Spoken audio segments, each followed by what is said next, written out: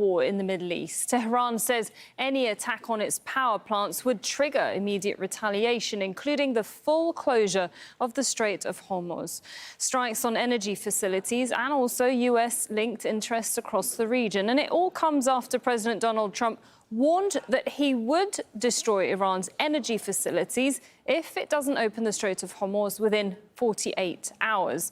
Now, Tehran has been restricting ships that's transporting oil and gas out of the Gulf through the waterway. And it's also warning of retaliation if Trump goes ahead with this threat.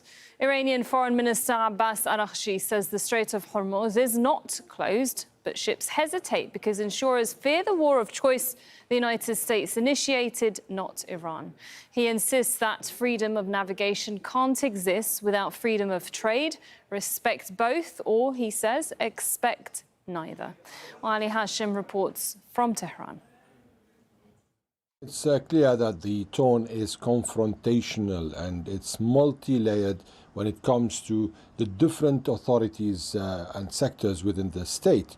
Military, diplomacy, politicians. So they're all within one framework, which is retaliating to American interests in the region and Israel when it comes to the targeting of Iran's power plants. This is what we heard from the military and their spokesperson, who actually posted a map showing several power plants and facilities across the Gulf and in Israel. Also, we heard from them saying that the Strait of Hormuz will continue to be closed till these power plants are repaired. The Speaker of the Parliament, Mohammed Bakr Qalibaf, a very influential politician and someone who is believed to be in the war room right now, also said that this is going to lead to retaliation, and later on he tweeted once again saying that this is going to also lead to retaliation towards American financial companies and whoever works with them. The foreign ministry, as you just read, Abbas Araghchi spoke about that the strait isn't closed actually, but it's the insurance companies who are hesitating because they fear the war of choice, as he said, and this strait is open to the friends of Iran. They are exploiting the leverage they have on the Hormuz Strait, and this is causing disruptions in the energy market, especially if there's also another strait closed like Bab el-Mandab. Whenever the Houthis enter the war, then there will be another choke point and there will be another global crisis. So this is what they are relying on right now, plus the retaliation that they are vowing to do in case they are attacked in their power plants. So Iran is trying its best during this war to raise the price, put more pain on other parties in order to pressure the United States to stop this war. All right, well, we are live in Kuwait City, Baghdad, Amman and Washington, D.C. And that's where we start with Teresa. Teresa, we're almost halfway through this deadline, this sort of self-imposed deadline that Trump has put on Iran. It seems his original plan was to escort the ships through the Hormuz. Well, that seems to have gone away, at least for now. Now he says he'll obliterate Iran's energy or else, basically. Well, yes, and we're going to have to see what the response is going to be. And certainly the Strait of Hormuz has become a priority for the Trump administration right now. And this war that started initially to attack the nuclear installations in Iran, then it changed towards a regime change. And now what we're seeing is that opening the Strait of Hormuz is a priority. And what we're seeing is there's been a change in the discourse of the president. On Friday, he started speaking about winding down the situation. And now on Saturday, we saw that he threatened to obliterate the power plants in Iran if they did not open the Strait of Hormuz. So suddenly, we've seen that during the past week, the Trump administration have been pushing the European Union to get involved in opening the Strait of Hormuz. They have been reluctant until now to involve military assets, mostly because this is a war that, according to them, they did not start and they did not support in the first place. So on last Thursday, we heard that there was a declaration where they said that the escalation is a priority right now, but at the same time, they want to start looking into options about what to do with the Strait of Hormuz. But what we're seeing right now is that more Marines, more troops are being sent to the Middle East. The Trump administration is sending 3 warships and 2,500 extra Marines to join the forces that are already on the ground. This is a special unit from the Marines that has been involved in ground operations, in high-risk operations at sea, and some suggest that it could be involved in operations involving the Iranian coast. Let's not forget that Iran has been mining the Strait of Hormuz. They've been using small boats to attack the vessels that belong to countries that are part of this attack. So suddenly everyone is looking in a way to see what type of the operations these Marines specifically are going to be involved in. All right, Teresa, hold off for a moment there. I'll come back to you in a second. But the US has waived sanctions on Iranian oil purchases at sea for 30 days, and that's to ease surging oil prices. Well, Treasury Secretary Scott Bessent says it will also allow Washington to limit Iran's oil profits. About 140 million barrels are out on the water. In essence, we are jujitsuing the Iranians. We're using their own oil against them. We have a much better line of sight, to be clear, at Treasury when this oil goes to. If it goes to Indonesia, if it goes to Japan, if it goes to Korea, we have a much better line of sight and are able to block accounts that the oil goes into. All right, so Teresa, that's the US Treasury Secretary there defending that decision to lift sanctions on Iranian oil. Is it likely to reassure Americans, do you think? Well, and that's a big question right now, because the price of oil in this country is a huge concern, not just for the government, but for the population as well. It has gone up almost $1 since this war started. And wherever you walk around, that's what people want to know. So what Bessent is announcing is that they're waiving the sanctions on Iranian oil for 30 days. They have carried out other measures, among them, for example, reutilizing the strategic reserves of oils in the United States, also reducing or waiving sanctions on Russian oil, among other questions. And it's important to know that it's not clear how fast the impact is going to be seen on the streets. During that same interview, Bessent said that it doesn't matter if it takes 30, 40 or 100 days, but if it's going to be or represent peace in the Middle East. And that's what everyone here wants to know, whether when this war is going to end, how long it's going to last, what's really the end game of all this. And as I said before, the price of oil, the price of gas in this country has gone up almost $1. People talk about it on the streets, on the pumps, on the supermarkets. Small businesses are concerned about what is going to happen. And for the government, of course, there's the concern of the midterm elections that are happening later on this year. Historically, the price of oil has played a crucial role in elections in the United States. And certainly the price of oil is also going to have an impact on who people are going to vote. And certainly, when that affects people's pockets, they'll definitely have a say, much more of a say, perhaps. Thanks a lot, Teresa Bow. Israeli Prime Minister Benjamin Netanyahu has promised to target senior commanders of Iran's military. Netanyahu was visiting one of the towns hit by Iranian missiles on Saturday, and that's where more than 180 people were injured in Arad and Dimona. Victoria Gatenby reports. Significant damage can be seen across residential areas in Arad in southern Israel after an overnight Iranian ballistic missile strike that devastated an entire neighborhood. Rescue teams had to pull people from under the rubble, with the injured being taken to nearby hospitals.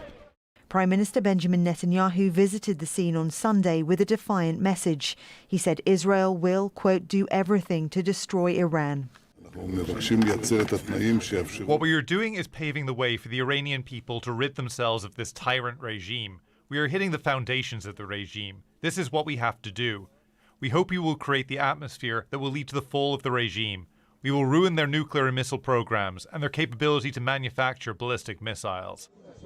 Israel's president and foreign minister also visited the scene and accused Iran of targeting civilians. The Iranians do not differentiate between Muslims and Jews and Christians or between elderly and young. All civilians are there to be killed and destroyed. But we are here to show something else, that we are ever resilient. The attack on Arad came after a strike on another southern city, Dimona, the home of Israel's nuclear program. It was targeted by Iran in retaliation for an attack on its nuclear facilities earlier. Dimona was subjected to multiple air raid alerts throughout Saturday before one missile avoided interception and caused extensive damage.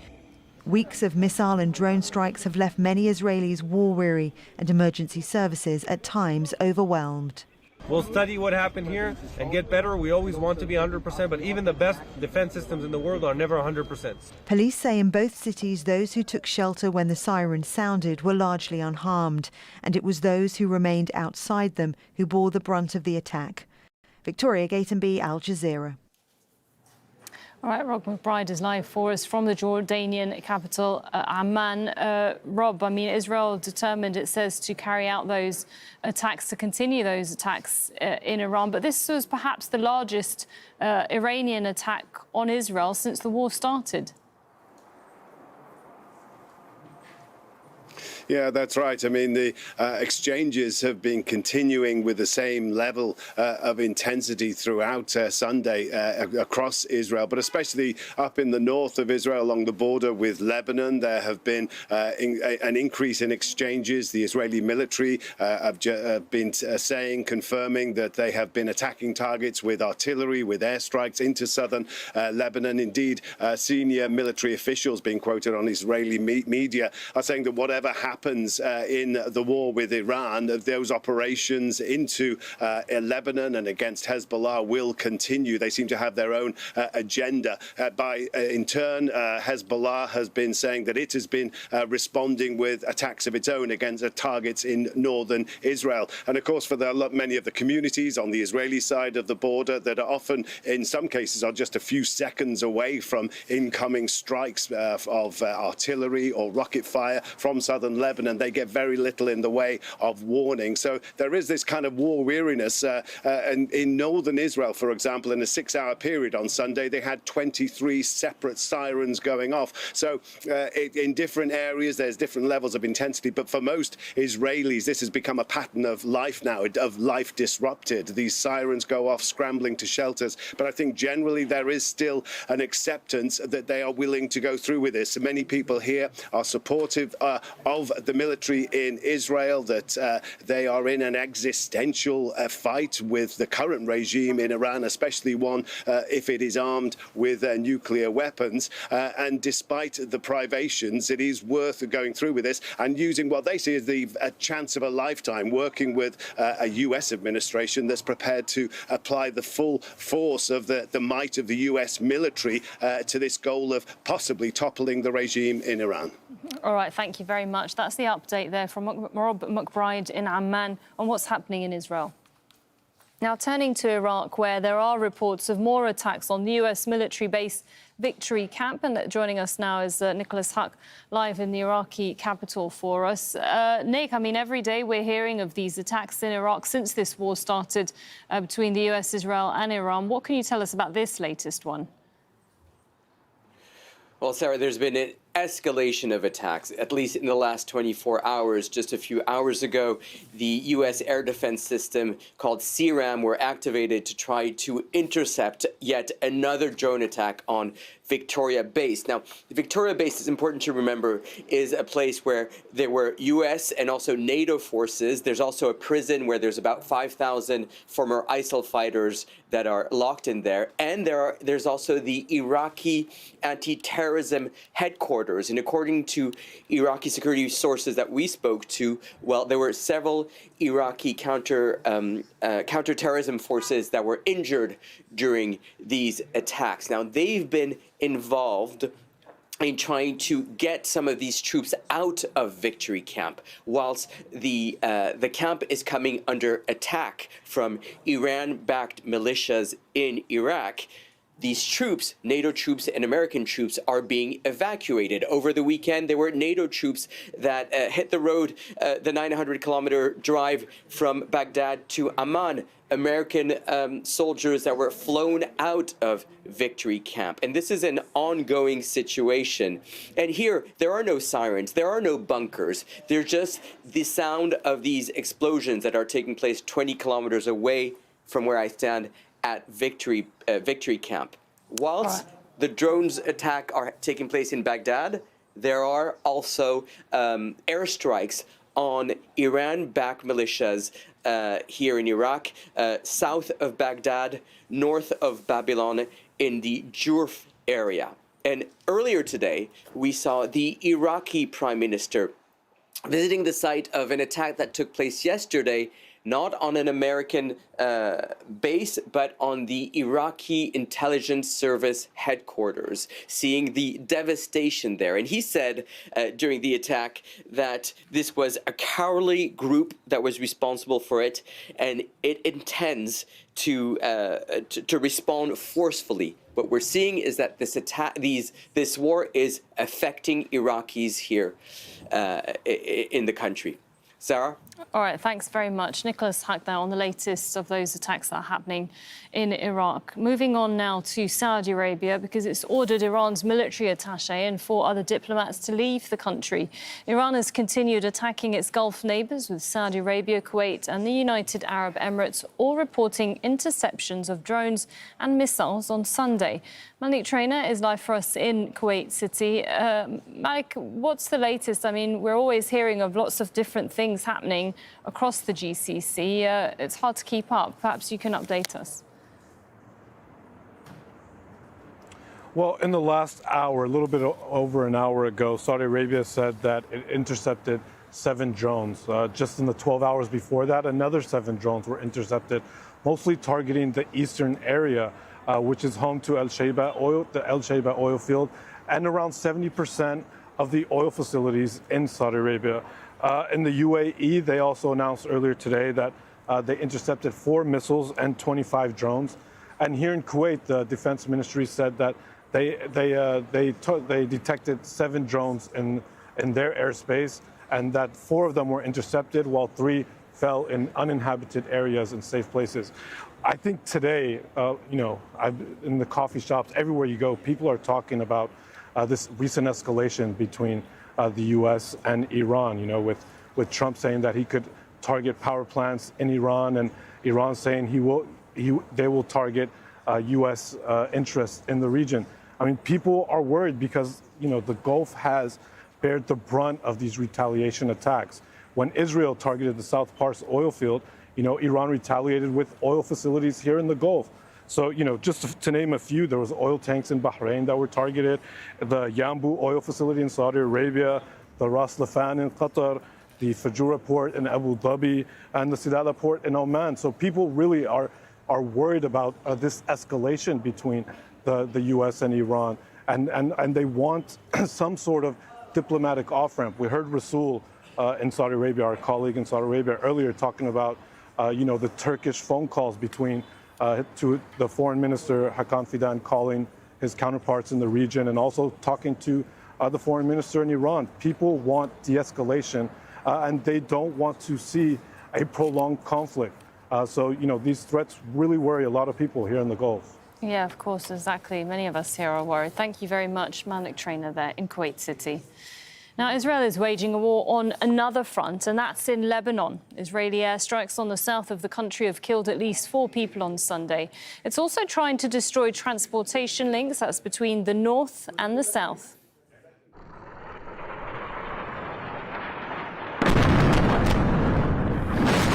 Well, The Israeli army has been ordered to target bridges crossing the Litani River, and it says they're being used by Hezbollah and that they need to be destroyed to prevent attacks on northern Israel. Heidi Pett reports from Tyr in southern Lebanon. Earlier this afternoon, we witnessed the Israeli military targeting with a large airstrike the bridge on the main highway between Tyre and the north of the country. So this is the main arterial road connecting this part of southern Lebanon to the rest of the country. Now, this afternoon, we heard the roar of the jets come overhead and a huge explosion. In the aftermath of that, it seems that the span of the bridge was not totally destroyed. There were two large holes in it. So then a couple of hours later, Israeli warplanes once again returned and they have made a second attack on this key bridge. Now, this bridge is not the only one that has been struck by Israel in the last week. In fact, a number of bridges over the Litani River have been targeted over the last little while, ranging from this one, which is right down by the sea, all the way towards the eastern part of the Litani River. They've been taking out bridges on smaller secondary roads, but this one is a significant escalation. And what's also significant about this targeting of bridges is that it represents an expansion of the Israeli military campaign. They say that they're targeting Hezbollah, and previously the airstrikes and the ground operation and everything that has been claimed here in Lebanon, they say that they're taking out Hezbollah operatives, Hezbollah infrastructure, weapons dumps, things like this. These bridges and indeed the electricity substations that have also been targeted in recent days are civilian infrastructure that belongs to the Lebanese state, which is not a party to this conflict. In fact, the Lebanese state has signaled its intention to disarm Hezbollah. They have outlawed their military and security activities. Whether or not they're able to enforce that, it remains very much in question. And certainly since that decision was announced nearly 2 weeks ago now, we haven't seen any particular effort for that to happen. Now, human rights groups have been warning that this destruction, this targeting of civilian infrastructure may constitute a war crime. But this comes in the context of a number of airstrikes across southern Lebanon today, and also overnight there were strikes in the Bekaa Valley as this Israeli air campaign across the country continues.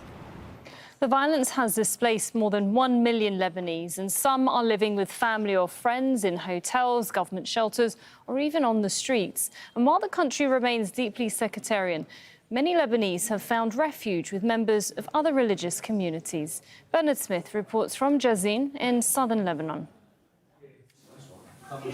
Churches are often seen as places of refuge, but in deeply sectarian Lebanon, a church offering shelter to Shia Muslim families is unusual. Father Boutros Akori says when they saw people fleeing with nowhere to go, they had to do something. It's the first time in any conflict the monastery has opened its doors like this. Political parties and divisions have split the sects, with each group taking its own side. Even we as a monastery were criticized by some people who questioned how we could host people who might be one day against us. But for us, the priority remains the human being. St. Peter and Paul's monastery in southern Lebanon is sheltered from the fighting by the hills that surround it. But this is what people are escaping, just a 30-minute drive away. Towns and villages bombarded by Israeli airstrikes targeting Hezbollah positions. We woke up to the sound of strikes. We were asleep. The first strike hit our village at around 2 a.m. We waited until we realized there was a war. Then we left. We spent the whole day on the road. We hope to live in Lebanon hand in hand, without sectarianism, without political divisions. We hope to return to our villages soon for the war to end and for Lebanon to change for the better. There are 18 religious sects recognized in Lebanon: Christian, Muslim and Jewish. I'm Christian and she's Muslim.